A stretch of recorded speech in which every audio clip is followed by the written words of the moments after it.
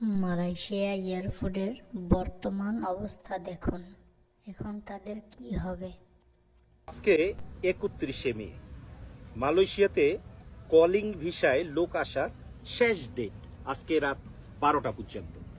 আমার এই ভিডিওতে আপনার কিছু কথা বলবো, সেটা হলো মালয়েশিয়ার কলিং ভিসায় লোক আসার জন্য যেমন বাংলাদেশের রিক্রুটিং এজেন্সিগুলি বিভিন্নভাবে সিন্ডিকেট তৈরি করছে, তাদেরকে কিন্তু একটা চরম শিক্ষা দিছে বাংলাদেশের বিমান কর্তৃপক্ষ। যারা বিমানের এজেন্ট আছে তারাও কিন্তু একটা সিন্ডিকেট কইরা যেই টিকিট 20,000 30,000 টাকার টিকিট সেটা হয়ে গেছে 1 লাখ টাকা। এখন রিক্রুটিং এজেন্সির মাথায় হাত, 1 লাখ টাকা দিয়া টিকিট কিনা আজকের মধ্যে লোক ওর মালয়েশিয়ায় পাঠাইতে হবে। এবং অনেক রিক্রুটিং এজেন্সি শত শত লোক 90,000 1 লক্ষ টাকা দিয়া টিকিট কিনা 31 তারিখের মধ্যে লোক পাঠাইছে এবং আগেও পাঠাইছে।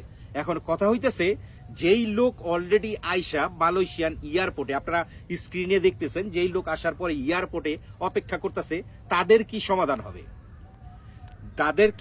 হবে? আমি এই কারণে বলতেছি, তাদের তো মালিক পক্ষ রিসিভ করতেছে না।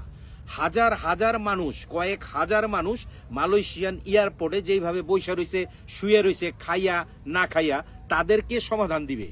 তাদের সমাধান দেওয়ার জন্য এখন আমরা বলবো যে দূতাবাসকে আসার জন্য। কারণ দূতাবাসের লোকজন এই সব দুর্নীতিবাজ কোম্পানিদের, যাদের কোনো কাজ নাই, যাদের কোনো অস্তিত্ব নাই, যাদের কোনো ঠিকানা নাই, তাদেরকে কিভাবে অ্যাফিডেভিট কইরা অনুমতি দিয়া দেওয়া হইল? বাংলাদেশ দূতাবাস কিভাবে তাদেরকে অনুমতি দিয়া দিল?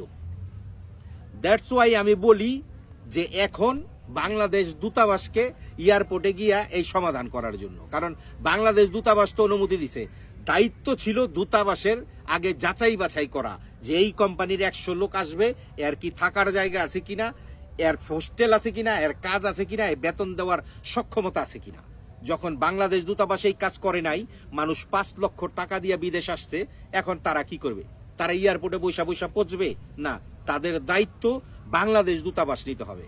আর আমি এখানে বৈশা থেকে, মালয়েশিয়াতে বৈশা থেকে বাংলাদেশের যে ফ্লাইট কর্তৃপক্ষ আছে, যারা ফ্লাইটের এজেন্ট আছে, তাদের সবাইরে সেলুট এবং ধন্যবাদ।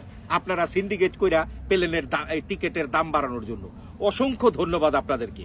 ভালো থাকবেন, সাথে যারা যারা এই ভিডিও দেখছেন।